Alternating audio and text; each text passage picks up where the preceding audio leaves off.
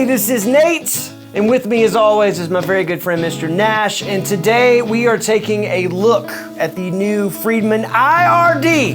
For those of you who have been waiting, anticipating, chomping at the bit for some kind of line direct interface that feels like an amplifier but has the wonderful vintage sounds, especially if you like British sounds, the wonderful vintage sounds of a tube amp. I know it's a hard ask, right? And I'll be honest with you, if you're watching this demo, and for the most part, you don't like line direct solutions.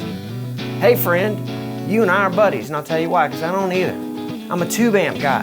I'm a dinosaur staring at a comic, playing my tube amp. Nash, what's your analogy for tube amps versus line direct? Well, a tube amp is a bonfire. It's pleasant, real, vibrant, a little dangerous, depending on who you're sharing the bonfire with. That's right. And oftentimes, line direct solutions are really handy, but they can feel a little like sitting in front of an electric furnace. Does the trick, but you're yearning for the real thing. Nash is trying to help you with these metaphors and parables. He that has ears, let him hear. All right, here's the deal, is that's how I feel. I have been drug across the line of line direct, kicking and screaming and spitting a little bit too. But here comes Friedman. Friedman says, all right, this is the line direct interface. You know, I got the IRX, which is more of a high gain thing. It's more based on their BE series. This is more based on the Dirty Shirley series, which actually, I have one of those. And so for this demo, I brought my amp in, and we brought this in, and we are going to pass these through the gauntlet to see if we can A-B them and get really close, because that would be a win, right? If we got super close with this, if not, just right on it, right? But also, a lot of you be like me, where you're like, okay, well, does this have a good clean sound? Is it an easy thing to interface with? So actually, I played this on Sunday morning at my church, and it sounds awesome. So here's what I'm gonna do, is I'm gonna actually put my ears in here, at least one of them, so I can still talk to Nash. And we have the IR-D going through the interface. You wanna tell them really quickly, essentially what you're doing there as far as the setup of that? Yeah, absolutely. So this has a TRS output. We've split that to two mono signals, slightly panned left and right. If you're familiar with, the IRX, it's the same form factor overall with different innards. So what you're dealing with here is you have two tubes, so essentially the same as a V1 and V2 and the Dirty Shirley and Little Sister circuit. The only thing you're missing is a pi tube and the power tubes, of course. You do have power amp emulation, so you can go between EL84s like this or the twin sister, which has 5881s. So if you want a little more bass and heft, that can be adjusted inside the software that is available with this. Additionally, you can change the cabinets and the mics on the cabinets and their placement. That's done by Synergy, the people who do the little modules. They're an associate, of boutique amps, so they help to design that. So if you're familiar with the IRX interface, it's the same thing at the time of this demo. That's not currently available. This is before release, but it does come with a multitude of free IRs where you can alter those and set those up, so they sound as close as possible to your live rig.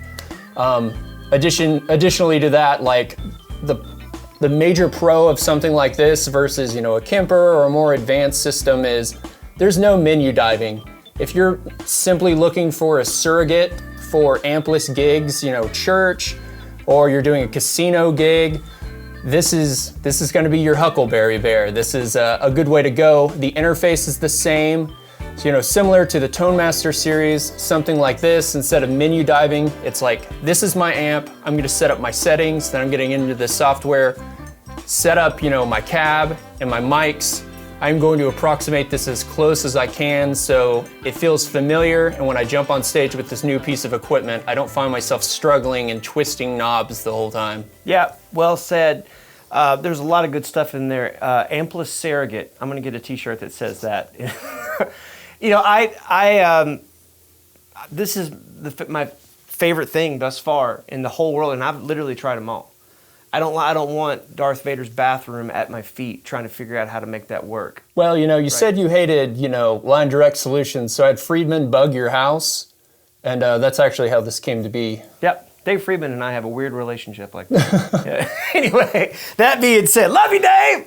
Okay, so without further ado, let's check out the clean. And real quick, I wanted to say this. Regarding the TRS output, when I first saw that, I thought that was weird. But I'm just using this little HOSA adapter to basically send a dual mono signal, right? And that is just going to my ears. And so if you're using this, likely you're using ears, right? And so you want to have both signals on both sides, and it's easy. So don't let that freak you out, right? Yeah, it's faux like double tracking essentially. Yeah, exactly. Okay, so I'm on this LSL position number 2 here. This is just the clean sound, channel 1.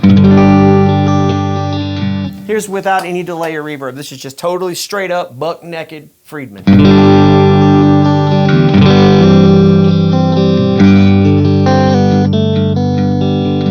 Here's with a little bit of Flint reverb.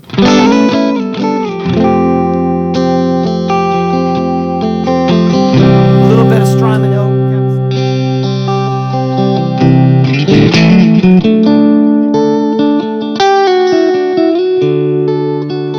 Now, a lot of you might be saying, does it take overdrive pedals? This is an LSL OG-OD, so like a tube screamer sound, just right in the same sound. I love this, that this takes pedals so well. So.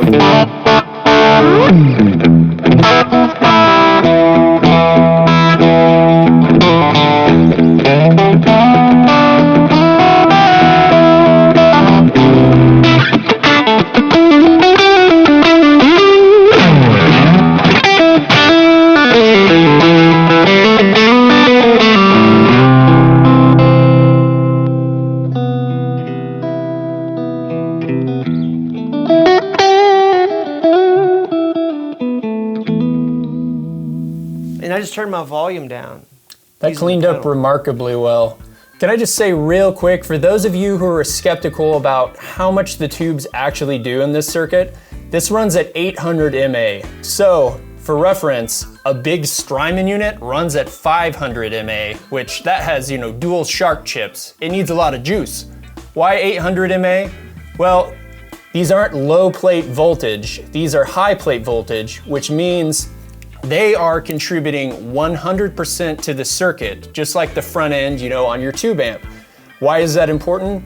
You get more linear distortion and saturation versus odd order harmonics. So that contributes a lot to why this cleans up so well, why it gradually gets dirty when you're using, you know, your volume knob and cleans up well with dirt pedals. You are really getting 100% of those tubes hitting the front end. It's not just there for show, like they're working overtime, baby. Yeah, so in a nutshell, that's why it feels so amp-like. The big deal with a lot of these line direct things, I ain't throwing nobody under the bus, we're just talking about what you like, right? The reason I like this is that I can use my volume knob the way that I'm accustomed to using it on my amp. So, that brings us to how much like the real thing is the IR-D. And so what we're going to do is, and Nash came up with this, you get all the credit. So we're going to do a loop. I'm going to make a simple loop, and then we're going to run it through an AB box, and then we're going to go basically back and forth. And the goal is to be able to get the IR-D to sound as close to, if not dead on, to the real deal. Now again, let it be clear and let it be known that we are never ever going to say out of our mouths or out of our stream of consciousness that this technology would replace this. But to use your words, this is a surrogate for when you can't bring your amp, right? Going on an airplane, they probably ain't gonna take as good a care of your amp as you'd like. However, you can slide this in the old knapsack. Moving on! Let's do it! 1, 2, 3, here we go. Okay, so we've got the Boss Loop Station RC5 into a radial ABY. A is gonna be this Friedman Dirty Shirley Mini, and then B is gonna be this IR-D. Now, important to note, we have the controls on both of these set exactly the same. However, on this amp, I have the master down to about like, I don't know, it's about like 9 o'clock, because I don't wanna kill us all, right? So other than the master volume, everything is pretty much set the exact same. So I'm gonna start with just a loop on this here.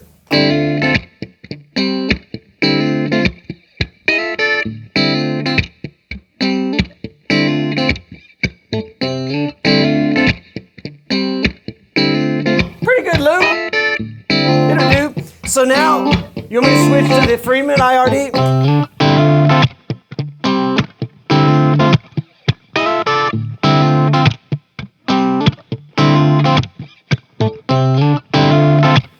Switching back. Switching back.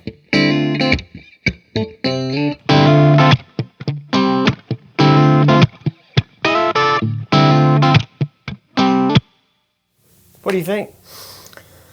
I mean, honestly, it's shockingly close, with the exception of, you know, like a few little things, like there's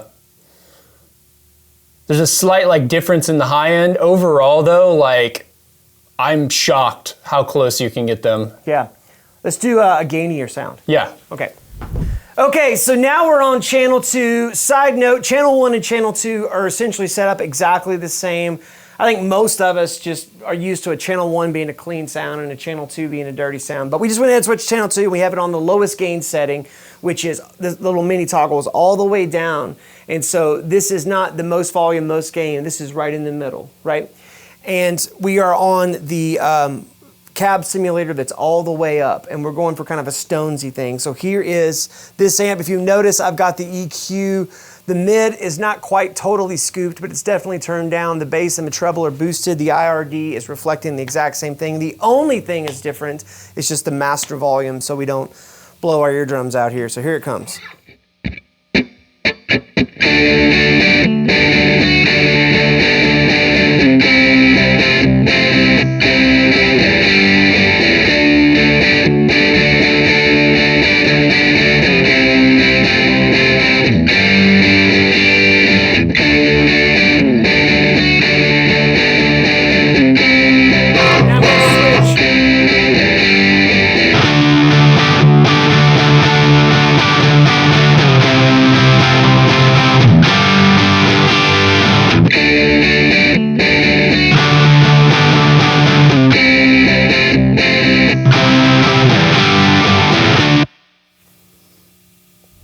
Okay, so now we're on the highest gain setting. You can hear the tone afterglow coming out of the amp here. That's a little bit of high gain hiss. Don't be alarmed by that. That's natural, friends. We've got the IR-D set very, very close to the Friedman Dirty Shirley. The only thing different is the master volume, again, because we just don't want to blow our eardrums out. So here it comes, bridge pickup on the LSL.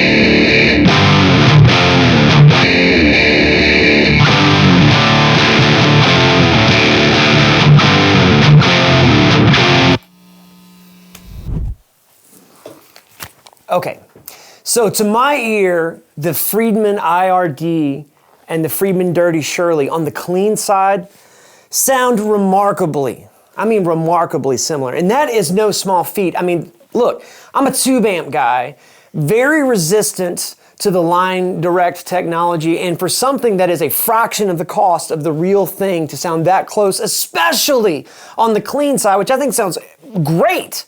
I used it this past Sunday at my church and it sounded awesome. I think they nailed it on that, so kudos to you. There is a difference on the gain side, and I think you can hear it. Now that being said, on the gain channels of this amp, and by gain channels, I mean on the different settings of gain, and we were using channel 2, which is the exact same thing as channel 1, but on those different settings of gain, I hear a difference in their voices.